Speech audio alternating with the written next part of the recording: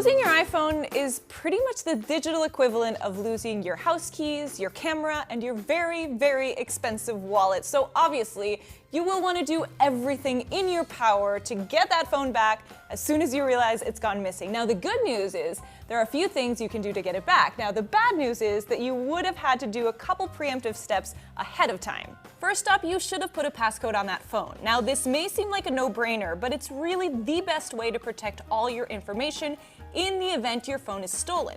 The longer the better in this case, but if you really want to keep it safe, use biometrics, aka Touch ID or Face ID to unlock. Just go to the settings and set it up under Face ID and passcode. Now with that PSA out of the way, let's figure out where your phone is. And for that, we'll need to get familiar with the Find My Phone app. The app comes preloaded on your phone and is activated by default in your phone's iCloud settings, but it's worth a check just to make sure that it's on. Now obviously, if your phone is missing, you won't have access to the app on your phone, but you can log into the app from one of your other Apple devices or from your friend's iPhone using your iCloud credentials. If you have a computer handy, log into your iCloud.com account and click on the Find iPhone app. Once you're in, the app will pinpoint the location of all your Apple devices on a map or the last place where they were connected. And if you are on a web browser, click on the All Devices tab on the top of the screen and select the phone that's MIA. Next, you'll get a list of actions. First thing to do is play sound.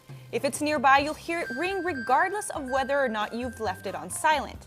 And who knows, it may not actually be lost, just misplaced or eaten up by the couch cushions. Now, if you can't hear it or it's turned off, then it's time to activate Lost Mode. You'll be asked to enter a phone number and a message that will be displayed on the lock screen, urging whoever has your device to get it back to you. Once you've set up Lost Mode, your iPhone will be on lockdown. You can continue tracking it, but you won't have any notifications and messages showing up on your lock screen.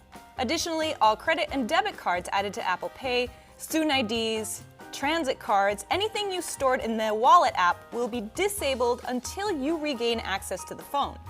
Your iPhone will still get incoming phone calls and FaceTime calls in case the person who's decided to answer it wants to return it back to its rightful owner. And if your phone happens to be off when Lost Mode is enabled, you will receive an alert when the phone is turned back on, complete with its current location, assuming it has some sort of data connection.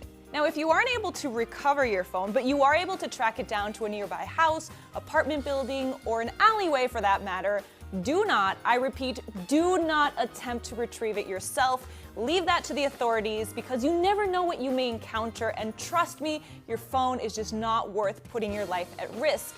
Contact your local police department and give them the tracking information. Now, worst case scenario, it's gone for good. Time to activate self-destruct mode, aka erase phone on the Find My iPhone app.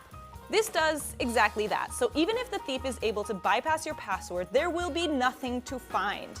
And it wouldn't hurt to call your carrier to disable the line just in case. Now, the one downside with this step is that if you do find your phone later, then your stuff is gone for good, but it was probably worth it in the long run. And for more of these how-tos, you can check out cnet.com.